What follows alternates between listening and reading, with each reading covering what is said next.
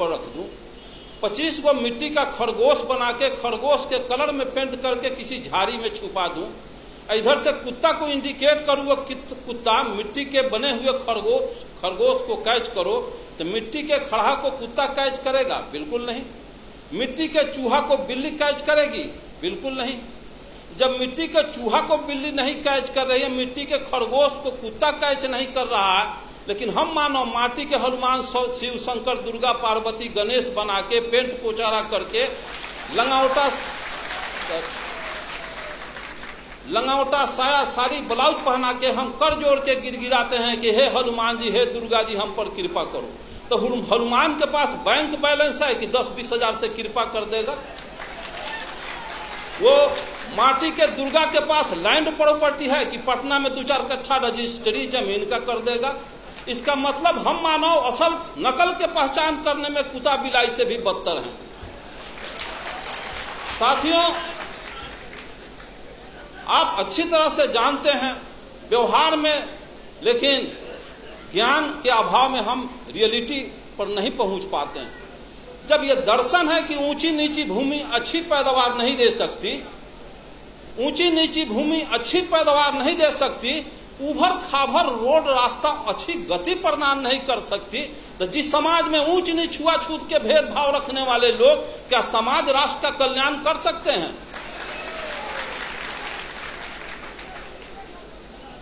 ब्राह्मणवाद का सबसे बड़ा हथियार शराब और वरदान।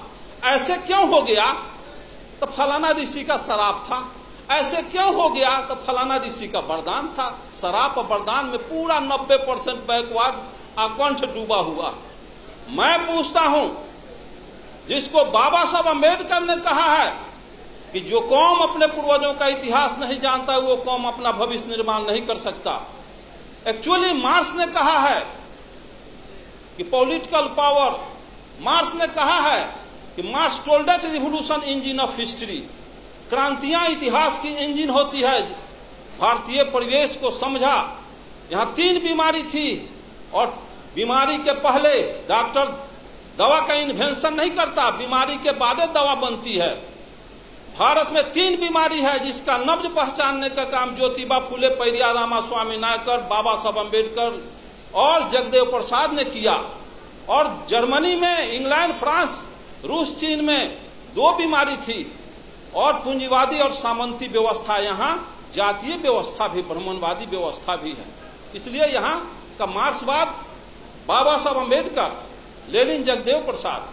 तो मैं पूछता हूं कि जब ऊंची नीची भूमि अच्छी पैदावार नहीं दे सकती, उसी तरह से इतिहास जानो। 712 ईस्वी में अरब के ब्राह्मणवाद का यही तकाजा है, यही बहुत बड़ा कि शिव के त्रिशूल से बचवा, विष्णु के चक्र से बचवा, इंद्र के वज्र से बचवा, जम के दंड से बचवा, लेकिन पंडित जी के शराब से न बचवा। चंद्रलोक पर भी चले जाओगे, धह लकड़ी लेखन जड़ जाओगे। तो 712 इतिहास देखो। 712 ईस्वी में अरब के मोहम्मद बिन कासिम 6000 पलटन लेके सिंध के दाही राजा पर हमला बोल दिया। दाही राजा की 60,000 पलटन धूल चाट के हार गई। 1026 में मोहम्मद गजनी 30,000 फौज लेके पंजाब, राजस्थान होता गुजरात पहुंचा। वहां ब्रह्मवाद के प्रबल दूत सोमनाथ के मंदिर को ध्वस्त कर दिया।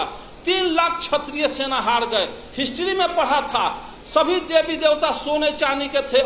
80 को खच्चर, गधा, हाथी पर गजनी, सभी शिव, शंकर, दुर्गा, पार्वती को सोने चांदी को ढाह के मार मुकदर के कचूमर निकाल के ले गया अफगान।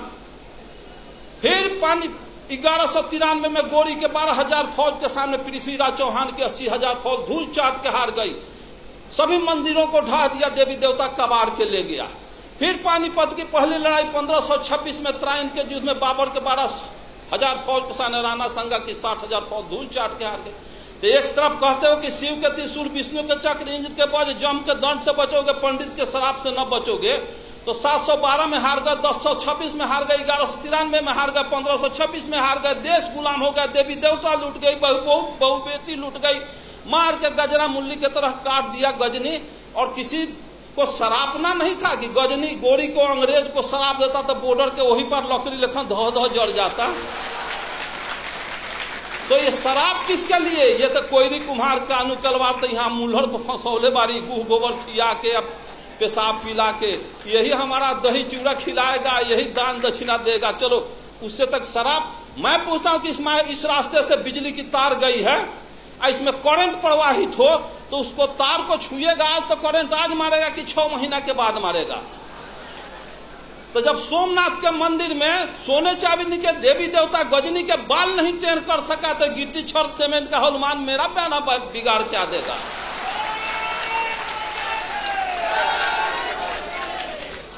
और यहाँ के मूलवासियों का एक ही उपाय है, जो मेश्राम साहब का तो सुने ही हैं और सुनेंगे।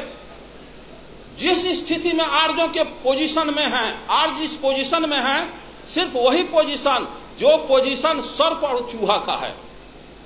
सर्प जाता है चूहे के बनाया हुआ घोंसला में, घर में बिल में प्रवेश करता है और घरवैया को, उसके बाल बच्चा को भी खा जाता है, उसको भी खा जाता है और घर वो दखल कर लेता है।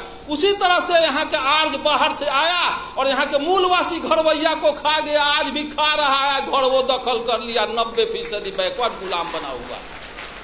इसको सोचना होगा, समझना होगा, जानना होगा। दुनिया के सारे लोग ब्राह्मणवाद के तिक्रम को समझ गए कि यहाँ के बैकवर्ड मूलवास अनुसूचित जाति के लोग नहीं समझे। 1945 में हिरोशिमा नागासाकी पर परमाणु बम गिरा तो ब्रिटेन के प्राइम मिनिस्टर चर्चिल का हृदय पिघल गया कि हिरोशिमा में, जापान में लाखों आदमी के निधन पर।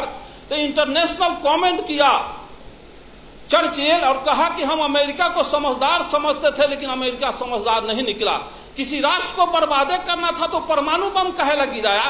भारत से 4 गो ब्राह्मण लेकर जापान में बसा देता, उसका सर्वनाश कर देता। तो 4 ब्राह्मण किसी राष्ट्र को बर्बाद कर सकता है। और जिस देश में घरे घरे ब्राह्मण बसा, अगुआड़ा पछुआड़ा ब्राह्मण मरवा गाड़ के छोड़ जात, सत्यनारायण झूठनारायण अंगना में बोला करके अपन कार्य को संपादित करता है, उस देश के बैकवर्ड को कभी कल्याण होने वाला है? पिछड़ा का कल्याण होने वाला है? जब 1919 में ब्रिटिश सरकार अधिनियम 7 के तहत ब्राह्मणों को जज बनने पर प्रतिबंध लगा दिया और यह कहा कि इनके अंदर न्यायिक चरित्र नहीं होता है, तो ब्राह्मण के सारे तिक्रम को अंग्रेज मुगल समझ गए, लेकिन यहाँ के माँ आज तक मूलवासी नहीं समझे हैं, जिसका नतीजा 90% 85% होने के बाद भी 10% सवर्णों आर्यों का हम चमचागिरी कर रहे हैं। साथियों,